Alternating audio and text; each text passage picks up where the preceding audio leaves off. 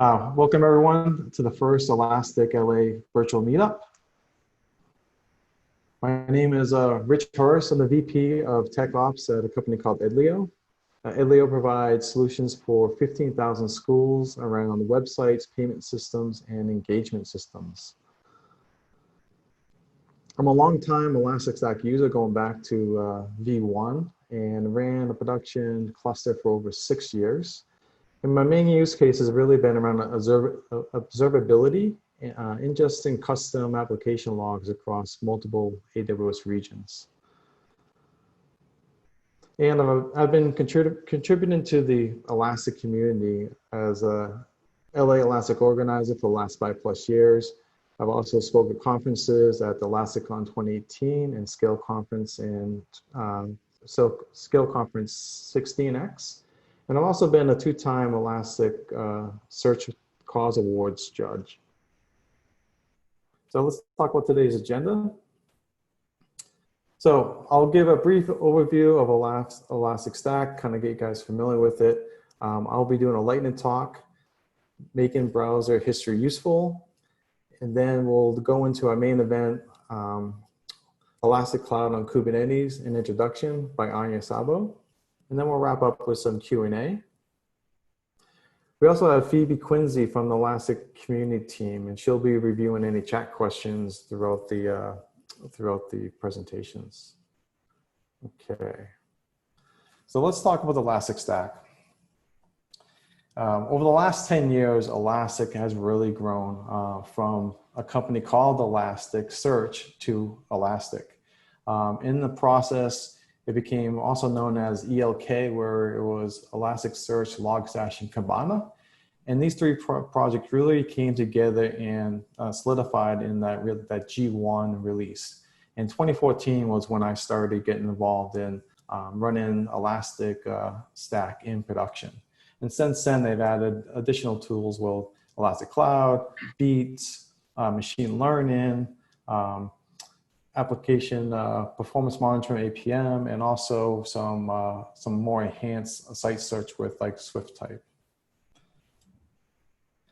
But the main thing around Elastic has always been, and that constant has always been the foundation around search. So whether you're getting back results really quickly, whether you're doing analyzing data, looking at things on a map, or updating documents, trying to figure out if there's trends going on, or hey, if there's something that's being reported slow. That's really has been that foundation all along. And it's really been, here's the stack that's really been here since really 2015, where you have an ingest layer that is made up by Beats and Logstash. And that feeds into Elasticsearch to store it, search it, and analyze the data. And then you have Kibana, which is really the visualization and has really grown into the management layer of the Elastic Stack. And kind of really from a conceptual perspective in the workflow or process flow, you can have Beats send data right into Elasticsearch into an ingest node. Also, you could have Beats send into Logstash, maybe enrich the data some more, and then push into Elasticsearch. And then it can all be visualized with Kibana. So Elastic's heart is Elasticsearch. So from day one, Elasticsearch was built for being distributed and scaling horizontally. And you can start off with 1 node, 10 nodes, or even 100 nodes. And basically, a node is just a single instance of Elasticsearch binary running. And the cluster is just a group of Elasticsearch nodes. I ran my first 6 months when I was running in production. I just ran on a single server. I ran everything there. And then once the load started to grow and I needed to scale it, then we went to multiple servers. So we actually broke up master nodes to basically move that the performance hit that the master nodes would have on the cluster. And they also ingest nodes to help improve some of the processing, and data nodes could just be data nodes. So basically just answering the search queries or ingesting the data and creating indexes. I also implemented at one point, got to the point where it really needed to scale to hot and warm nodes. So basically still had the master nodes split out, and then would have hot nodes, which would be the fastest servers that would ingest data immediately, because all my data was time series because it was all observability data. And once we set up a time, like we could move it to warm nodes. So basically warm nodes could be systems that aren't as powerful, a little cheaper, more storage, but basically your data at that point is really read-only, and you don't need the performance of indexing the data into the cluster. Logstash, Logstash is my favorite tool. Logstash has really got me into the whole Elastic stack, and the way I've always looked at it, it's evolved from the Swiss Army knife into the ELT piece for the Elastic stack.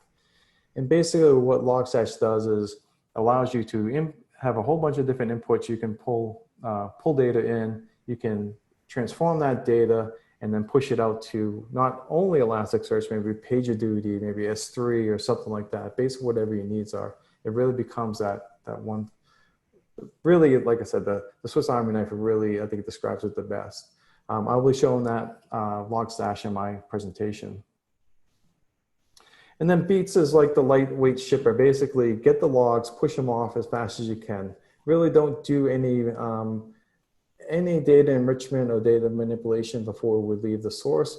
Basically, it's getting those getting that data and source off of the systems as soon as possible. And with Beats, it also has a growing community for, similar to Logstash plugins. It has a group of Beats and different ways to get data into Elasticsearch that you can also check out. And Kibana used to just be the visualization. It really wasn't even as much as analyzing the systems as building your UI on top of it and doing those displays. But this has really grown into being much more, and it really is the window into the Elastic stack. And even if you do not run the complete Elastic stack, you only run Elasticsearch, I highly recommend everyone to run Kibana, because Kibana will give you more visibility in everything that is an API in Elasticsearch has been turned into a feature within Kibana. And it's really grown especially over the last 10 years. And it's been interesting as I follow Elastic for so long. It's really, they've come along, and as they've done these acquisitions and added more features, added more robustness to the cluster or into the solutions, they actually started to really fine tune their message. And basically, it's really 3 solutions that can be powered by one stack. And what it really does right now is search, observe, and protect. And the way they break this out is really, there's enterprise search products, which is site search, similar to like if you had Google search on your website, you can have app search. And also workplace search is a fairly new one where you can start pulling data in from Jira, pulling data in from your Google Drive, things like that, where it can be much more of a search engine for your internal company. Elastic observability to me is always, that's what it's always been to me. It's logs and metrics, and now APM is another layer to that. And then security, it's basically bringing in security. They built their own SIEM. They have a security endpoint that they're also offer. So you bring all these 3 solutions, at the end of the day, it does come back down to search, how you pull your data in, how you can manipulate your data and get value out of it. And again, powered by a single stack. So you have these 3 solutions on top of the stack itself. And then also you can deploy anywhere. Tonight I'll be doing a Docker, I use Docker Compose to spin up my containers. And Anya will be talking about, Elastic Cloud on Kubernetes. So pretty much it's really the same system. It's what features you turn on and what components that you need within your infrastructure. Also, check out elastic.co.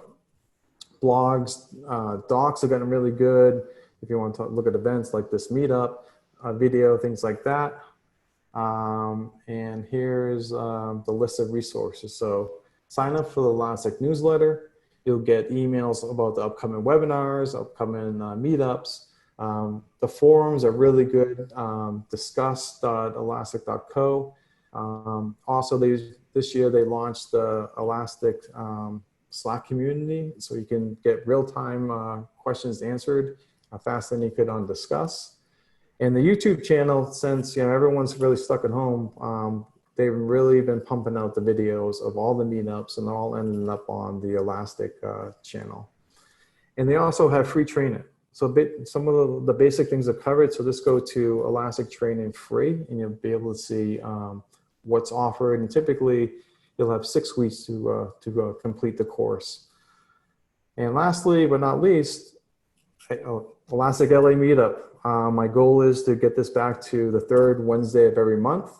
And the best way to learn is to teach. And you'd be surprised, and this is kind of the lightning talk itself tonight is, hey, this is something I just put together. You can give a talk on anything.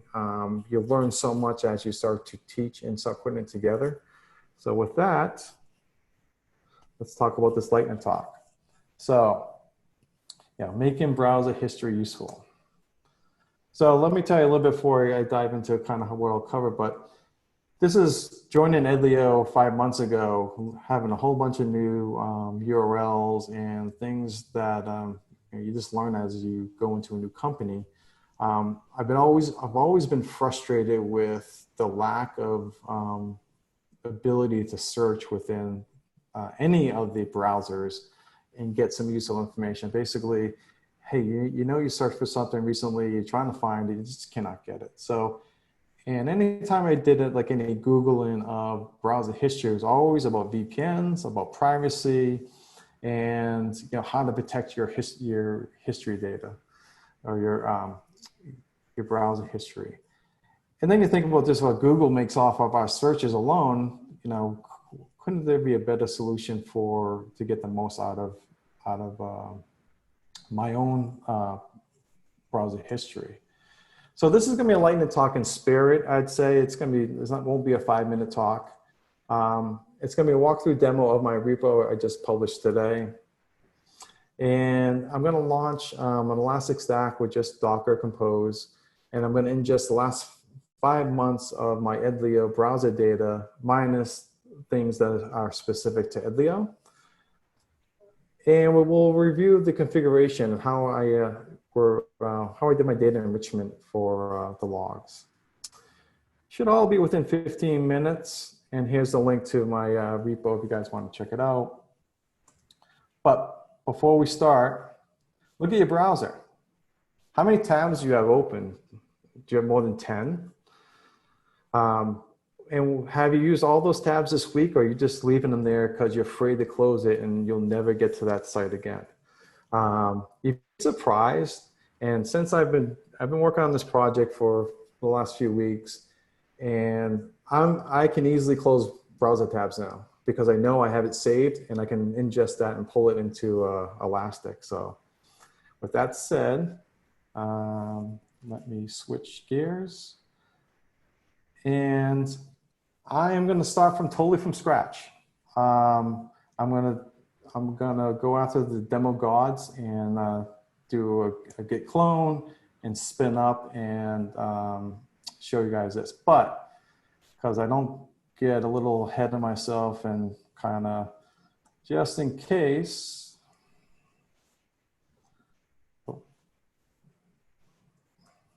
I do have push my luck demo gods where I actually have my cluster saved. So just in case something does go wrong.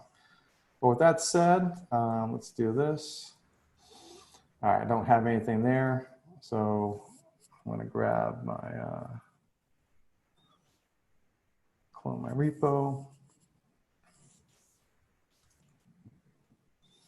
right.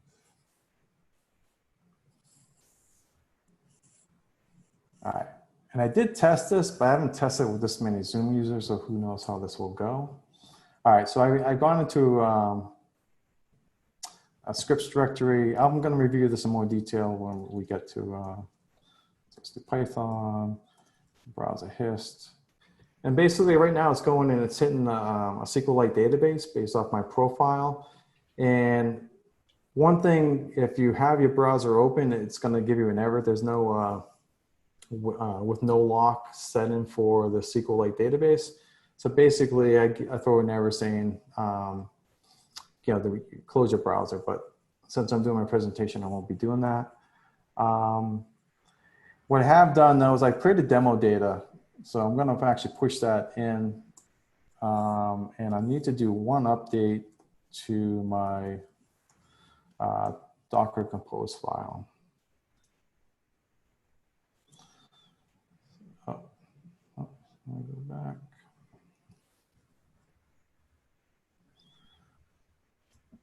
All right.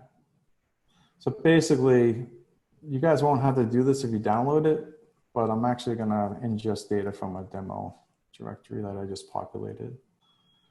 So let's do this.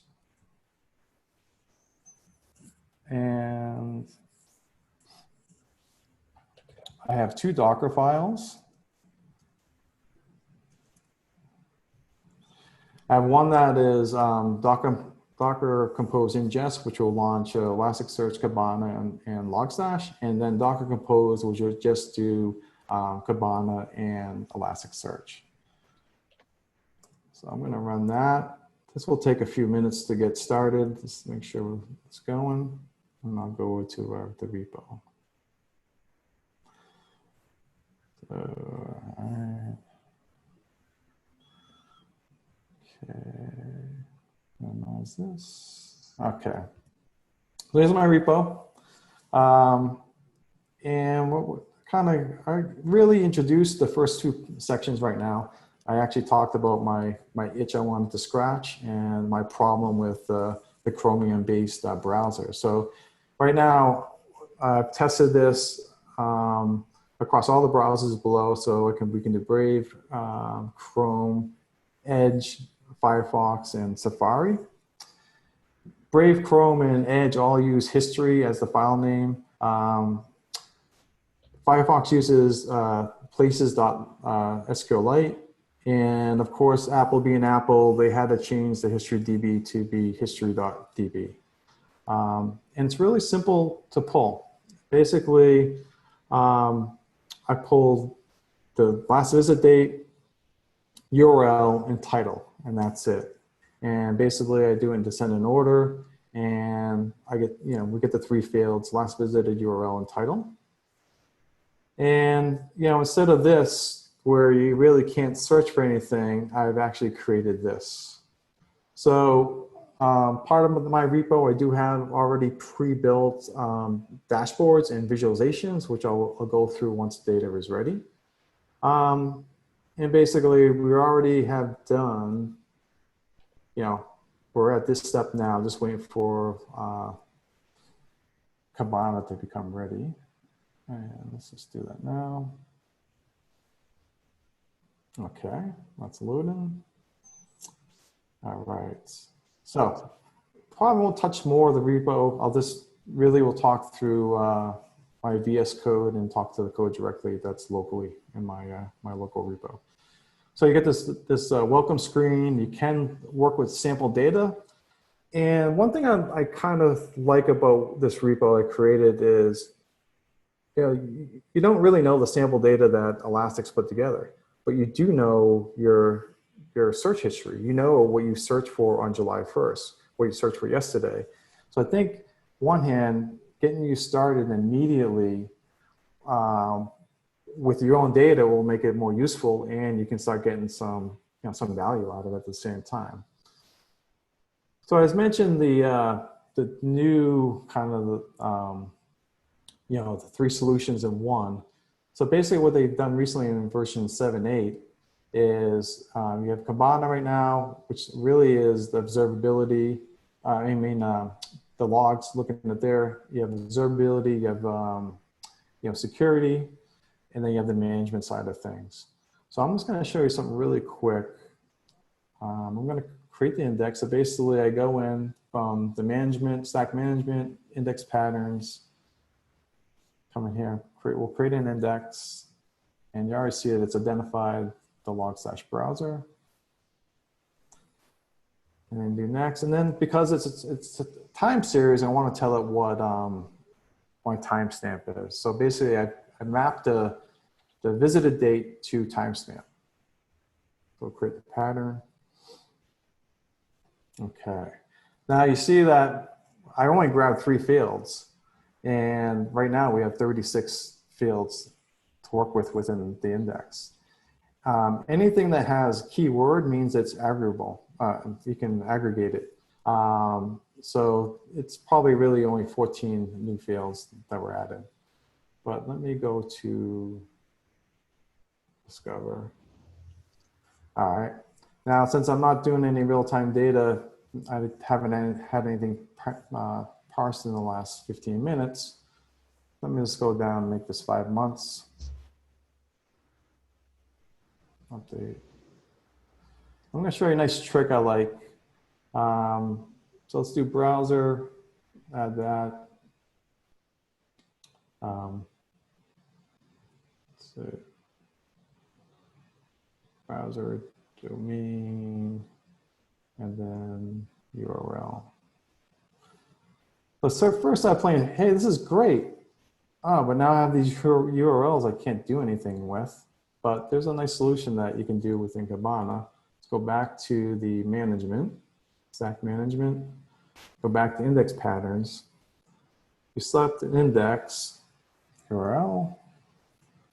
And if I come here, I can tell that the format I want is URL, and then basically save it. Go back to the dash discovery, 5 months, and boom, look at this, we're back, and I can click on that. So when you're searching and looking for stuff, you know, you can actually find a little easy, click on it, and be able to get to where you want it. And I do have a meetup coming up later on this this month on the 29th. It's going to be July 29th at noon. We're actually going to have one of the speakers from one of the dev advocates from Europe who will be speaking. And him and I were chatting last night, and he did a tweet recently about squirrels. And I remember, let's see, where was it? It was right here. Basically, the former NASA person created this obstacle course. I don't know if you guys saw this, but what was cool is I was chatting with them, telling them about my repo, and asking them how a scroll problem was, and I was able to search for it, and you can see I did hit it a few times, but you know, it's from a month ago. I'm starting to delete my data, so this is kind of what you can do. You can start finding things really easy through this. All right, so let's talk about stack management again. And you have the ability to actually import you know, visualizations and the dashboard. So I'm going to delete this since I really don't need that anymore. We import, and I do have the browser history Kibana JSON file. Let's import this. Done. And I can just click on this and it brings up the last 5 months. Now, if you notice, when I first did the search and through Discovery, it was looking at the last 15 minutes. But what's nice is you can actually save your data with the time stored in the dashboard. So if you have certain data you're always looking at a certain period of time, you can save that along with that. And you can kind of see, which is nice. Let me just cancel this. So what I have right now, I have site domains. So if I want to do Elastic, and you can see all the URLs I've gone to, or at least the paths I've gone to, and let's look at releases. And you can see, really, one is, at least I can tell when Elastic has been releasing their software. I have 21 events and one unique URL, but I also can see, hey, if I ever search Brave and apply the changes, and no. So I did kind of play around with this, have this to play just so you can select the different browsers. As you can tell, let me get rid of these. I am a Firefox person, so that's my main thing I use all the time. Firefox is my browser. And it's been interesting because I've actually been playing around with Edge, and I'm on the MacBook, and Edge is actually pretty fast, and I might actually start playing around with Edge. And another thing this can give you is, say you're working on AWS, you have multiple accounts, and you can't log into this, different AWS accounts on the same browser. So maybe you switch between browsers. All of a sudden, you don't have to worry about managing your data across the browsers and moving things around. You can go in here, you can see. And then also I'm interested in diving into my search data. As you can see, I do a lot of searching. And I'm the type of person that I will search a topic enough that I start recognizing the people who posted. Like I just search. But maybe I want to go back to that search, and I have the ability now to do that. All right. So let's talk a little bit about the repo. I'm gonna go back to this.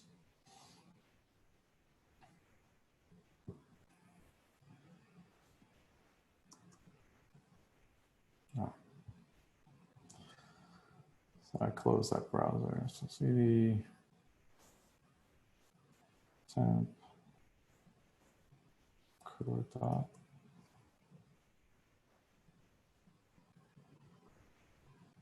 So let's look at the first script. Well, I do have a local script that I do import that will set the data logs, and it actually will create data logs as part of the upload. I do ignore that as I don't push that up to GitHub.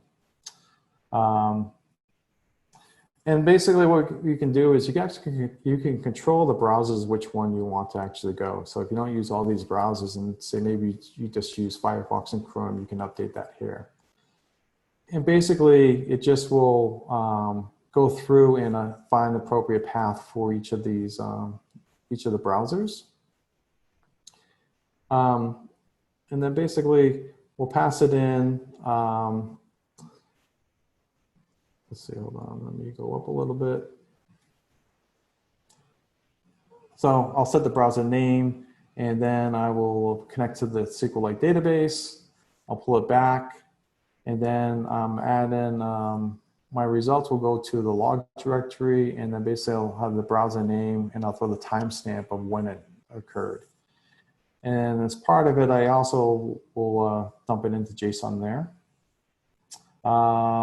And if it wasn't for all the browsers, this would be a much, this would be less than 50 lines of code total. So the Docker Compose, I won't do a lot, but basically what I do set up is I don't do anything with Elasticsearch or Kibana. It's really no really special settings. But for Logstash, I do set the configuration, I set the pipeline, and I tell it where to read the data.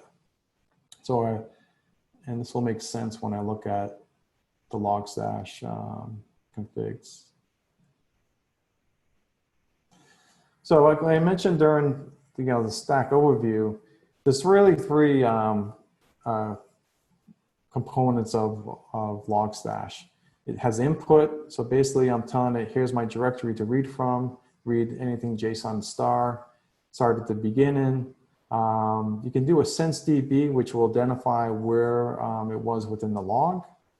But then here's the power. So basically, I get the filter, I can do a date, where I say visit date, I set the format, tell it's the Americas, and set that to timestamp. So that's why I set that there.